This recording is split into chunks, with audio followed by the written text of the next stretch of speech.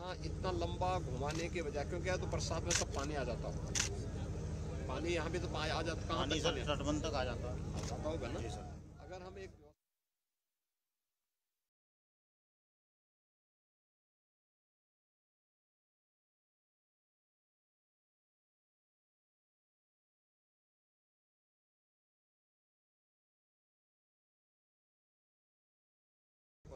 ये सब यही नाले हैं। ये नाले हैं सर, ये हमारा मेन नाला है सर, मेन अभी हम घूम के आए एक सर। जगह अगर पौंड बनवा करके, सर ठीक है, और उसमें गुजारें, जैसे ये अलग अलग प्रकार की उसको आ जाएगा, ये सर बोल्डर, ईंट का झावा, मोटा बालू और फिर बालू, पतला बालू, तो आपका ये ब्यूडी लेवल जो है वाटर में सर ये जो है आपका 18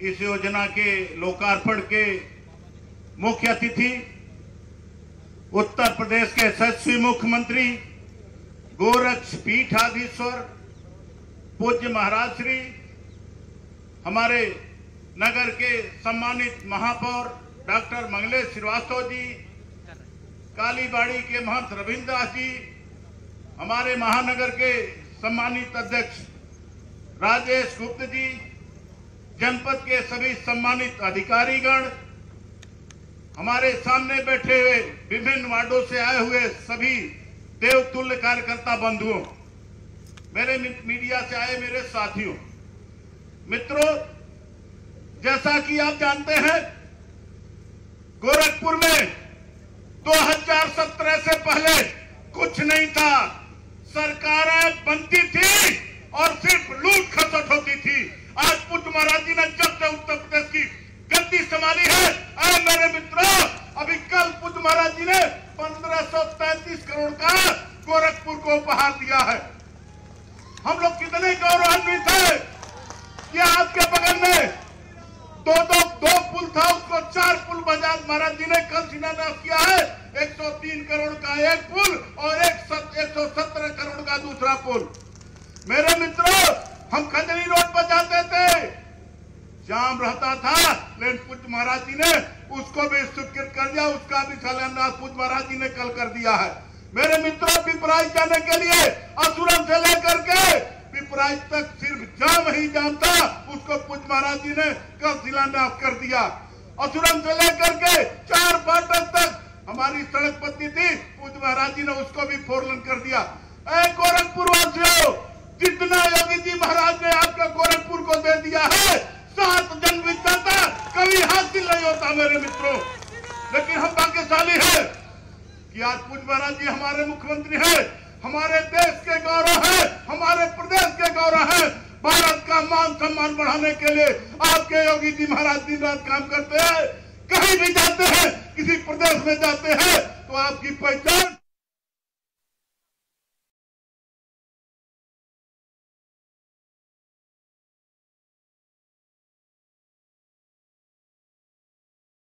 सभी को धन्यवाद देते हुए अभी जिस रोड से आप लोग आए हैं वो भी 4 लेन बनने जा रहा, हावड़ बंधा काम शुरू हो गया है।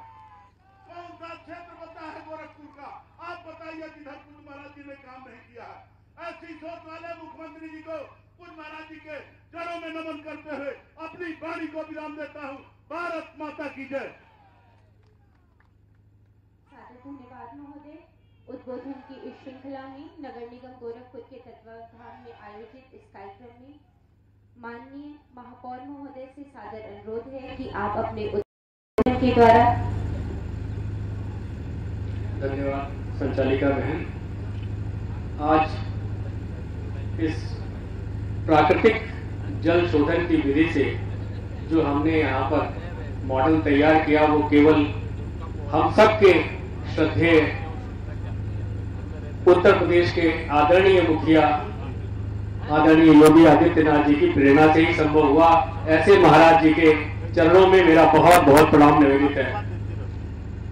ऐसे अवसर पर हम सबको जो है अभी रविंद्र दास जी कालीबाड़ी के बाबा जी का भी आशीर्वाद प्राप्त हो रहा है और महानगर के अत्यंत कर्मठ अध्यक्ष आदरणीय श्री राजेश गुप्त जी और अभी जिनका उद्बोधन आपको प्राप्त हुआ, उन्होंने गोरखपुर में किस तरह से विकास की गति तेजी से बढ़ रही है वो आदरणीय ग्रामीण विधायक भाई बिपिन सिंह जी ने आप सबके समक्ष रखा। महाराज जी की जो ये चिंता रहती कि गोरखपुर का हर दिन विकास कैसे हो और उस विकास के प्रति हम वो कितने समर्पित हैं, हम सब उनके बहुत कृतज्ञ हैं और जितनी भी उनकी तारीफ करें वो शायद बहुत कम होगी। हम उस लेवल तक पहुंच ही नहीं सकते हैं। ऐसे अवसर पर हमारे सभी माननीय पार्षदगण, नगर निगम के अधिकारी कर्मचारीगण, भारतीय जनता पार्टी के देवतुल्य कार्यकर्तागण और यहाँ के स्थानीय निवासियों और मीडिया के बंधुओं, आप सभी को मेरा बहुत बहुत प्रणाम निवेदित है।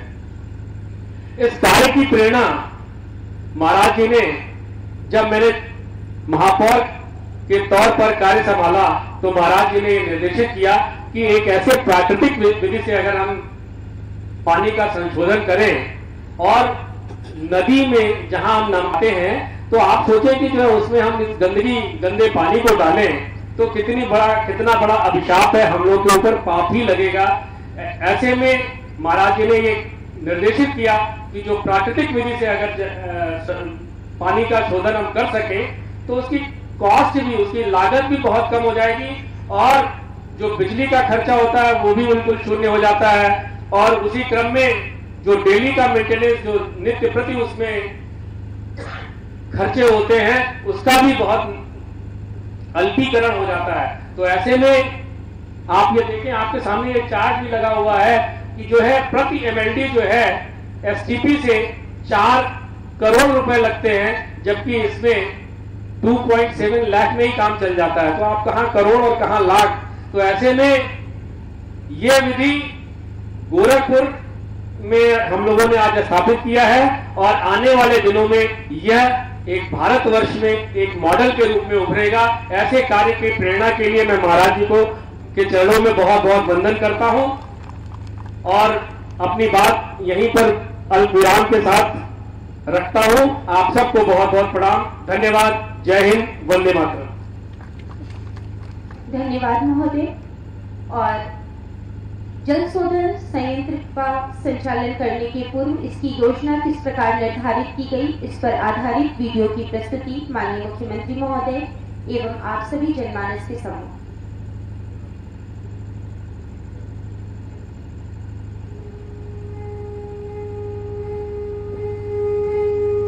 गोरखपुर की जीवन रेखा भव्य राप्ती नदी, तकिया घाट नाले से छोड़े गए अनुपचारित सीवेज के कारण प्रदूषण और पर्यावरणीय क्षति का सामना कर रही थी।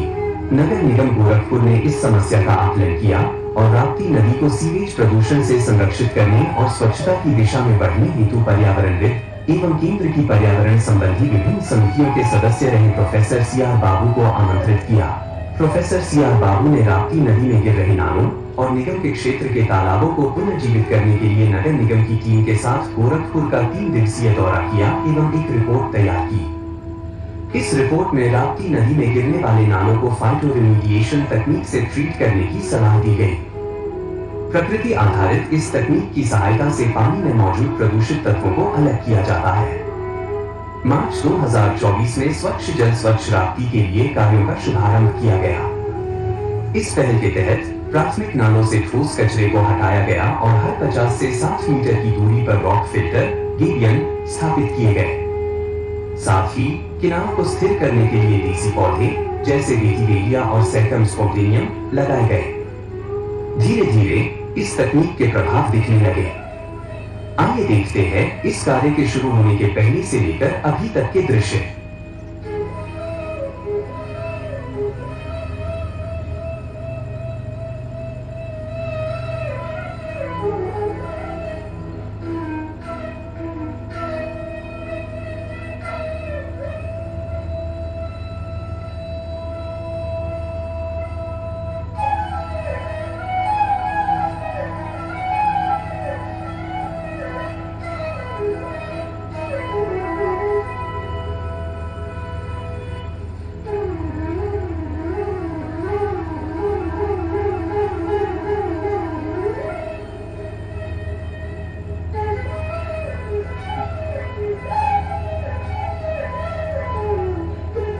आज के दिन में 3 किलोमीटर लंबे तकिया घाट नाले से नगर के 4 प्रमुख नाले जुड़े हैं और लगभग 200 मेगालीटर पर डे पानी शोधित होकर रोज राप्ती नदी में गिर रहा है।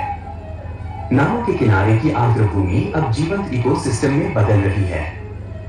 प्रदूषित जल शुद्ध होकर सिंचाई में उपयोग हो रहा है, जिससे जल संरक्षण और सतत प्रथाओं को बढ़ावा मिला है। राप्ती नदी अपनी प्राचीन सुंदरता को पुनः प्राप्त कर रही है। नगर निगम की इस पहल ने न केवल पर्यावरणीय गुणवत्ता को बेहतर बनाया है, बल्कि गोरखपुर के नागरिकों के जीवन स्तर को भी उन्नत किया है। यह परियोजना प्रकृति आधारित समाधानों की शक्ति का एक प्रमाण है और दिखाती है कि कैसे स्थायी प्रयास एक स्वच्छ, स्वस्थ और सुंदर नगर का निर्माण कर सकते हैं।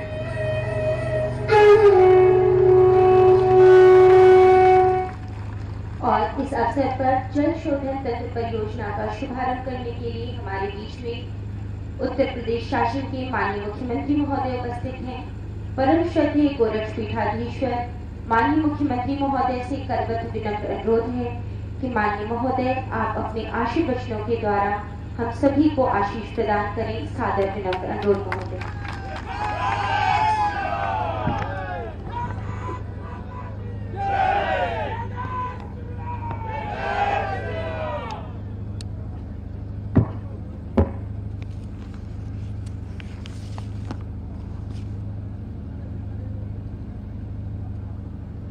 प्राकृतिक विधि से ड्रेनेज के जो नाले हैं उनके प्राकृतिक शोधन के नगर निगम के इस पहल के शुभारंभ के अवसर पर आज के इस कार्यक्रम में उपस्थित महापौर डॉक्टर मंगलेश श्रीवास्तव जी,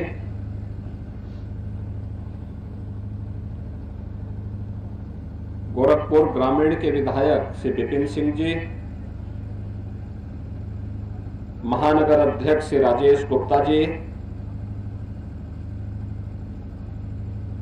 व्यापार प्रकोष्ठ के संयोजक श्री भोला अग्रहरी जी, पूर्व पार्षद मदन अग्रहरी जी, अवधेश अग्रहरी जी, कालीबाड़ी के महंत जी श्री रविंद्र दास जी, जिला प्रशासन के और पुलिस के विभाग के हमारे अधिकारीगण, नगर निगम के आयुक्त समेत सभी इस क्षेत्र के उपस्थित बहनों और भाइयों,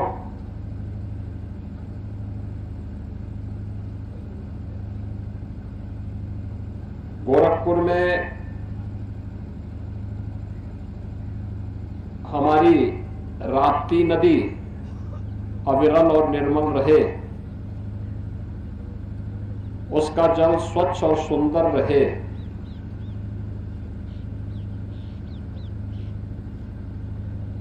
इसके लिए जो एक प्रयास नगर निगम गोरखपुर ने किया है यह अत्यंत अभिनंदनीय है, सराहनीय है। और मैं इसके लिए नगर निगम की पूरी टीम को, महापौर समेत यहाँ की पूरी टीम, यहाँ के पार्षदों को, नगर आयुक्त और उनकी पूरी टीम को मैं हृदय से अभिनंदन करते हुए बधाई देता हूं। यह एक बहुत बड़ा कार्य हो रहा है। यह दो प्रकार से, एक तो प्रकृति को बचाने के लिए, दूसरा जीवन को बचाने के लिए। हमारे महापुरुषों ने हमेशा कहा है कि जल ही जीवन है और जल ही जीवन है। इससे ज्यादा महत्व कौन समझ सकता है? जो पूर्वी उत्तर प्रदेश के लोग देख रहे हैं, समझ रहे हैं। प्रदूषित जल के कारण गोरखपुर और पूर्वी उत्तर प्रदेश के लोगों ने 1977 से लेकर 2017 तक 50,000 से अधिक मासूम बच्चों को दम तोड़ते हुए देखा है, इंसेफ्लाइटिस के नाम पर, अन्य वेक्टर बॉर्न डिजीज के नाम पर। इन विषाणु जनित बीमारियों के कारण होने वाली मौत का कारण प्रदूषित जल था, गंदगी थी। हम सब आभारी हैं पहले प्रधानमंत्री मोदी जी के, जिनकी प्रेरणा से स्वच्छ भारत मिशन पूरे देश के अंदर लागू हुआ। हर व्यक्ति को शुद्ध पेयजल की आपूर्ति करनी है। इसके लिए भी शहरी क्षेत्र में अमृत मिशन और ग्रामीण क्षेत्र में जल जीवन मिशन प्रारंभ हुआ। हर घर नल के माध्यम से घर घर तक शुद्ध पेयजल उपलब्ध कराने के कार्यक्रम प्रारंभ हुए।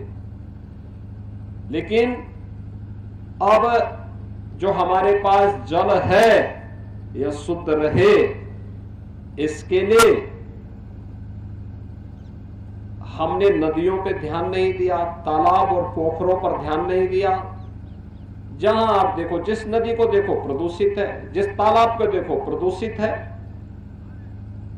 कहीं गांव का पानी उड़ेल दिया गया, कहीं पे शहर का पूरा ड्रेनेज और सीवर को उड़ेल दिया गया।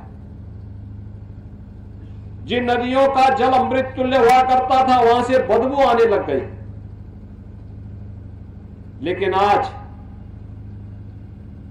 नमामि गंगे परियोजना के बाद प्रधानमंत्री मोदी जी की पहल ने नदी संस्कृति को बचाने के लिए जो पहल के प्रारंभ किया था,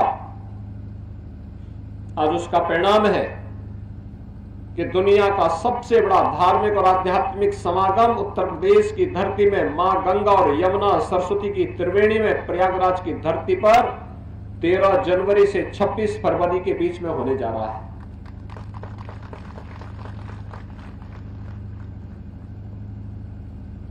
गोरखपुर में ऐसे ही हमारी पूरी सभ्यता और संस्कृति किसी न किसी नदी के तट पर बसी है। गोरखपुर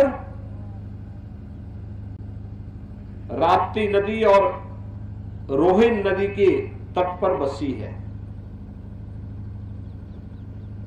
एक बड़ा पूर्वी उत्तर प्रदेश का महानगर आज गोरखपुर बन गया है। जो नदी हमारी सभ्यता और संस्कृति की जननी हो, उसका आधार हो, उसकी सेहत के बारे में पहले प्रयास नहीं हो पाया। और उस प्रयास को करने के लिए एनजीटी लगातार नगर निगम गोरखपुर में जुर्माना कर रही थी। इन लोगों ने भी 110 करोड़ रुपए की लागत से एसटीपी लगाने की एक प्लानिंग कर ली थी। मैंने कहा 110 करोड़ रुपए क्यों खर्च कर रहे हो, प्राकृतिक पद्धति अपनाओ। और प्राकृतिक पद्धति अपनाने का परिणाम क्या है? जिस तकिया नाले को पहले हम इधर से कभी गुजरते थे तो बदबू आती थी, आज आपने देखा होगा इसको एक निश्चित ग्रेडियंट इसको दे दिया गया, बोल्डर पिचिंग कर दी गई, उस प्रकार के प्राकृतिक पौधे लगाए गए, अब बदबू नहीं है। याद रखना, जब ये नाला पहले समय जहां पर इस नाले में अन्य सभी नाले मिल रहे हैं जो सिटी के साथ गिर रहे हैं ड्रेनेज के, उसका बीओडी लेवल 342 से लेके 350 तक है। यानी वह कहता है कि यह पानी जिसमें कोई भी, यानी ये इतना खतरनाक है कि जहर से भी बदतर है।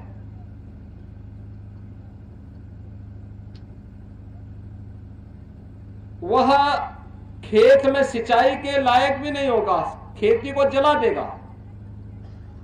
लेकिन जब एक निश्चित पद्धति उसमें अपनाई गई, बोल्डर की पिचिंग करके, जगह जगह रोक करके, छान करके, फिर आगे ले जा करके उसको ईंट के झावे से, मोटा बालू से, गिट्टी से, बालू के साथ उसको आगे ले जाने की कार्रवाई को आगे बढ़ाया गया, तो अंतिम वहां जब यह नदी में गिरने के पहले इसका बॉडी लेवल, इसमें ऑक्सीजन की मात्रा, इसमें अन्य खतरनाक विषैले जो तत्वों की जानकारी ली गई, तो यह था कि वह अब शुद्ध स्थिति में है, वह नदी में छोड़ा जा सकता है। बॉडी लेवल 15 से 18 के बीच में वह आ गया, यानी 350 से घट करके 15 से 17 के बीच में आने का मतलब अब आप उसकी सिंचाई कर सकते हैं, सब्जी उत्पादन में, फूल उत्पादन में उसका उपयोग कर सकते हैं, वह खेती के लिए खतरनाक नहीं होगा। यही जल जब प्रकृति के अंदर जाएगा, अंडरग्राउंड वाटर बनेगा, खतरनाक नहीं होगा, नुकसान नहीं करेगा। यह जो पद्धति है प्राकृतिक पद्धति है, और प्राकृतिक पद्धति का मतलब इसका नाम फाइटो रेमिडेशन तकनीक रखा गया। और यह एक प्राकृतिक पद्धति है जिनमें बिना किसी, एक बार में पैसा जो लगना है एक बार लग गया। बार बार नहीं पैसा लगना, बिजली का खर्चा नहीं है, कोई अतिरिक्त खर्चा नहीं है। अगर आप देखेंगे कि एक एसटीपी को लगाने के लिए सामान्य रूप से एक एमएलडी पर 4 करोड़ खर्च होते हैं, यह 18 एमएलडी का था, तो आप अनुमान कर सकते हैं कितना पैसा इसमें लगता। 72 करोड़ से ऊपर पैसा इसमें कम से कम लगता। हर वर्ष करोड़ों रुपए की बिजली लगती, मेंटेनेंस का खर्चा अलग से था।